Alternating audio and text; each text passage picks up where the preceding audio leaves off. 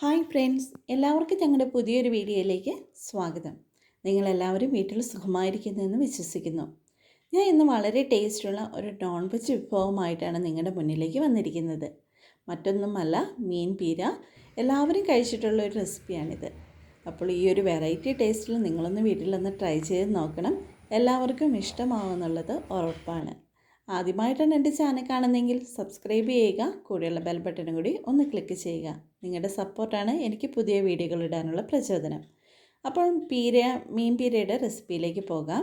ഇതിന് വേണ്ടിയിട്ട് ഞാൻ 1/2 കിലോ നത്തോലിയാണ് എടുത്തിരിക്കുന്നത്. നത്തോലി നന്നായിട്ട് ക്ലീൻ ചെയ്ത് കഴുകി വൃത്തിയാക്കി എടുത്തിട്ടുണ്ട്.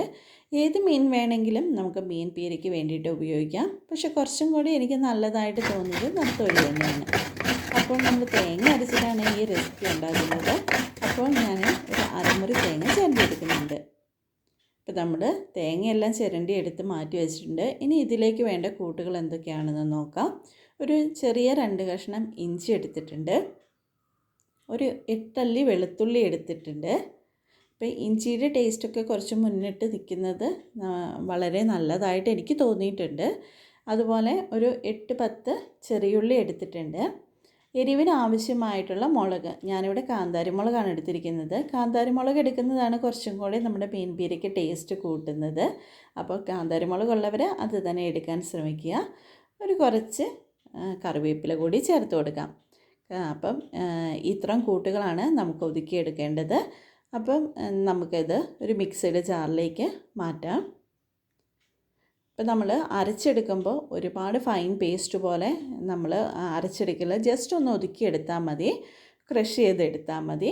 അതാണ് നമ്മുടെ മീൻ പീരയ്ക്ക് നല്ലത്. അതുപോലെ വെള്ളമൊന്നും ചേർക്കേണ്ട ആവശ്യമില്ല അരച്ചെടുക്കുമ്പോൾ. അപ്പോൾ നമുക്കിതൊരു മിക്സിയുടെ ജാറിലേക്ക് മാറ്റാം.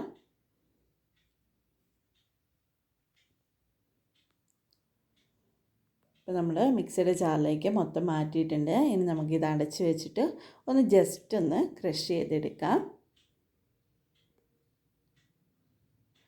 കണ്ടോ, ഈ ഒരു പരുവത്തിന് നമുക്ക് ഒതുക്കിയെടുത്താൽ മതി. അരകല്ലുള്ളവർ അതിൽ അരച്ചെടുത്താലും നല്ല ടേസ്റ്റ് ആയിരിക്കും. ഇതിലും ടേസ്റ്റ് അതിലായിരിക്കും കൂടുതലായിട്ട് വരുന്നത്. അപ്പോൾ നമ്മുടെ നത്തോലി കഴുകി വൃത്തിയാക്കിയത് എടുത്തിട്ടുണ്ട്. അതിലേക്ക് കുറച്ച് കറിവേപ്പില ചേർത്ത് കൊടുക്കുന്നുണ്ട്. പുളിക്ക് ആവശ്യമായിട്ടുള്ളത് 2 കുടംപുളിയാണ് ഞാൻ ചേർക്കുന്നത്. കുടംപുളി നന്നായിട്ട് കഴുകി വൃത്തിയാക്കിയിട്ട് ഒരു 5 മിനിറ്റ് ഞാൻ വെള്ളത്തിൽ കുതിർത്താനായിട്ട് വെച്ചിട്ടുണ്ടായിരുന്നു. ഇതിലേക്ക് ഒരു 1/4 ടീസ്പൂൺ മഞ്ഞൾപ്പൊടി ചേർക്കുന്നുണ്ട്. 1/2 ടീസ്പൂൺ ഉലുവ ചേർത്ത് കൊടുക്കുന്നുണ്ട്.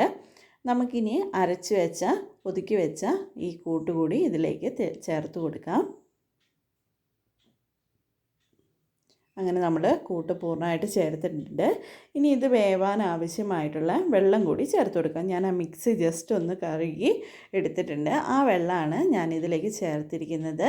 അതുപോലെ കളറിന് വേണ്ടിയിട്ട് ഞാനൊരു 1/4 ടീസ്പൂൺ മുളക് പൊടി, കാശ്മീരി മുളക് പൊടി ചേർക്കുന്നുണ്ട്. അതുപോലെ ആവശ്യത്തിനായിട്ടുള്ള ഉപ്പും ചേർക്കുന്നുണ്ട്. നമ്മൾ ഈ കാശ്മീരി മുളക് പൊടി ഓപ്ഷനിലാണ്, ആവശ്യമുണ്ടെങ്കിൽ മാത്രം ഇട്ടാൽ മതി. ജസ്റ്റ് ഒരു കളറിന് വേണ്ടിയിട്ട് ആണ്, ഈ യെല്ലോയിഷ് കളറിൽ നിന്ന് ഒന്ന് മാറിക്കിട്ടാൻ വേണ്ടിയിട്ട് ഞാൻ ചേർത്തുന്നേ ഉള്ളൂ. അത് ഓപ്ഷനിലാണ്, തികച്ച ഓപ്ഷനിലാണ്. ആവശ്യമുണ്ടെങ്കിൽ മാത്രം ചേർത്താൽ മതി.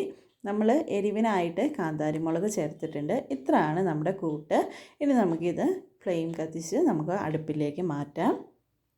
ഇതിലേക്ക് ഞാനൊരു 4 മുളക് ജസ്റ്റ് ഒന്ന് കീറിയിടുന്നുണ്ട്. അതൊക്കെ ഓപ്ഷനിലാണ്. എരിവൊക്കെ ഇഷ്ടമാവുന്നവർക്ക് മാത്രം അതൊക്കെ ഇട്ടാൽ മതി. ഇനി കുറച്ച് കറിവേപ്പിലയും കൂടി ചേർത്ത് നമുക്കിത് അടുപ്പിലേക്ക് മാറ്റി വയ്ക്കാം. ഇനി അധികം വേവേണ്ട ആവശ്യമില്ല. നത്തോലി പെട്ടെന്ന് വേവുന്ന ഒരു മീനാണ്. നമുക്കിനി മൂടി വെച്ച് ഒരു 2 തവണയായിട്ട് നന്നായിട്ട് വന്നു കഴിഞ്ഞാൽ നമ്മുടെ നത്തോലി പീര റെഡിയാണ്.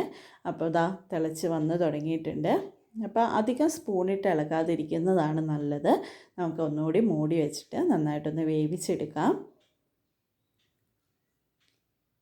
അങ്ങനെ നമ്മുടെ മീൻ നന്നായിട്ട് വെന്ത് വന്നിട്ടുണ്ട്. പെട്ടെന്ന് വേവുന്നത് കൊണ്ട് അധികം തിളയ്ക്കേണ്ട ആവശ്യമൊന്നുമില്ല. അപ്പം ഇരിക്കും തോറും ഈ മീൻ നന്നായിട്ട് കുറുകി വരും. അപ്പോൾ അതാ നമ്മുടെ മീനെല്ലാം നന്നായിട്ട് വന്നിട്ടുണ്ട്. ഞാൻ ടേസ്റ്റ് ചെയ്ത് നോക്കിയപ്പം കുറച്ച് ഉപ്പ് എനിക്ക് കുറവുള്ളതുപോലെ തോന്നി. അതുകൊണ്ട് കുറച്ച് ഉപ്പ് കൂടി ഞാൻ ചേർത്ത് കൊടുത്തു.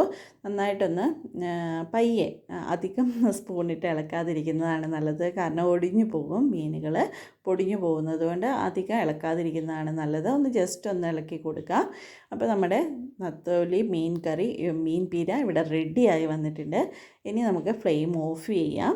ഇനി ലാസ്റ്റ് ഇതിന് ടേസ്റ്റ് വളരെ കൂട്ടുന്നത് ഒരു 2 ടേബിൾ സ്പൂൺ വെളിച്ചെണ്ണ മേലെ ഒഴിക്കുവാണ്. അപ്പോൾ ഇത് ഒഴിച്ചതിന് ശേഷം മൂടി വെച്ചിട്ട് ഒരു 10 മിനിറ്റിന് ശേഷം നമുക്കിതെടുക്കാം.